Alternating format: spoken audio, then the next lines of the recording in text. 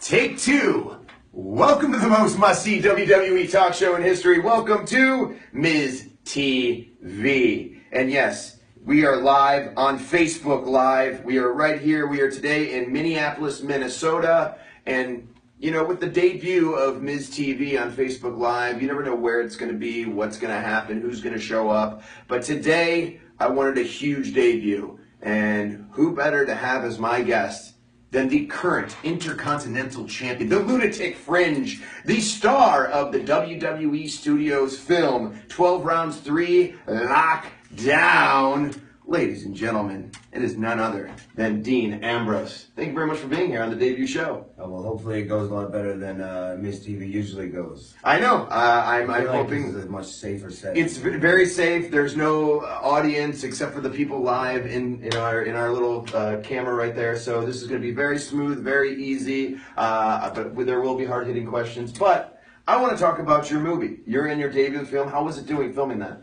It was a great time. I'm very proud of 12 Rounds 3. That's why I promised that, we're not going to get out of control or raucous or anything on this episode of Miz TV, because I don't want to break this poster, because I want everybody to see, me holding a gun and how good that looks. And I don't want to break the DVD. Because these are going to run out quick for the holiday season, you know what I mean? This is my only copy, so you want to go run out and get it before it leaves the stores, So of course, they'll get sold out. Great stocking stuffers. Yeah. Were you? I really did. This is the third one now, and John Cena did the first. Randy Orton did the second. This is the third. Did you feel that you had to bring something special to 12 Rounds 3 because you had John Cena as well as Randy Orton, and now it's you? Really, I didn't feel any pressure at all, because I never had any inkling of any idea that I would ever. I never had any particular desire to go act or be in a movie or anything. It was an opportunity that was presented to me, which I jumped all over. Would you do it again? Oh, for sure, yeah. I had a hunch, a feeling that that it's something that I could be okay at, and otherwise they might not have brought that opportunity to me. But I figured if I suck, then just don't ask me to be in a movie anymore. And if it's good, then maybe that's another option to explore. But I ended up having so much fun making it, and just getting to go in every day to work, and it's hard work, it's 14-hour days, whatever. How many days did you shoot? It was 6 weeks straight, every single day. So there's a lot of hard work put into it, but it's fun, just going into work every day and getting to be a G.I. Joe. But you have no live audience. It's not like WWE where you get people cheering you, booing me, of course. But did you find that a little difficult, or did you find it kind of nice and at ease? Because when people are booing me out there, it makes my job a little harder. But when I'm in a studio, a set, and where I'm basically doing a movie, people aren't booing me or cheering me. It's kind of nice.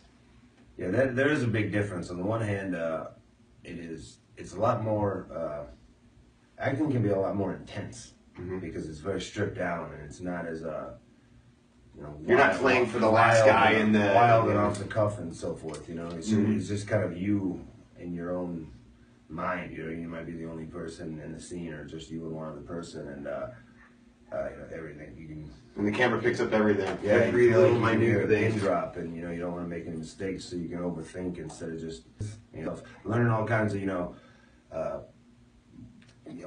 kung fu knife fighting and stuff like that I don't know, learn how to ninja roll. Did you already know how to hold a gun and kind of go into and do all the kind of stuff that you need to do as a cop as you play? I mean, I've target shooted, trap shots, stuff like that, but learning how to properly clear a room and do whatever, jump over a table and tuck and roll and do all that tactical stuff. You know what I mean? That was cool to actually learn. Down, what is it? And killed, and I got shot, and I've been going through post-traumatic stress treatment and so forth, and a lot of people with the precinct thought that I was at fault for the incident that happened before the movie starts. And I come back on my first day, and I happen to discover that there's a big ring of bad guys, contraband moving, and there's a lot of corrupt cops doing a lot of corrupt things, and I fall upon that evidence, before my first coffee break on my first day back at work, and before I can get out of the building, we'll set evidence. Building gets locked down. That's why it's 12 rounds 3 lockdown. And I'm in there locked in a building with 12 machine gun wielding bad guys or so. I have to shoot my way out.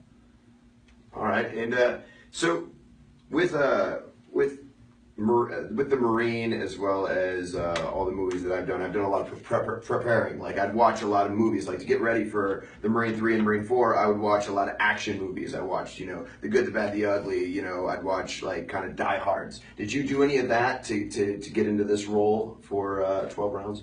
Yeah, I think I immediately started, watching all kinds. Like I can't remember the exact ones, but just immediately started going back and watching a bunch of action movies just to.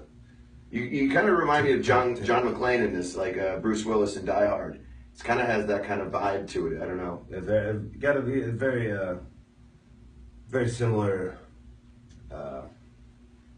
setting to Die Hard, So, but it's the greatest action, like one of the best action movies of all time. Of course, and can't go wrong. You know what I mean? But you never want to go out there and try to pretend to be in wrestling or in movies. Try to go out there and pretend to be. Somebody else and just rip off somebody else's stuff.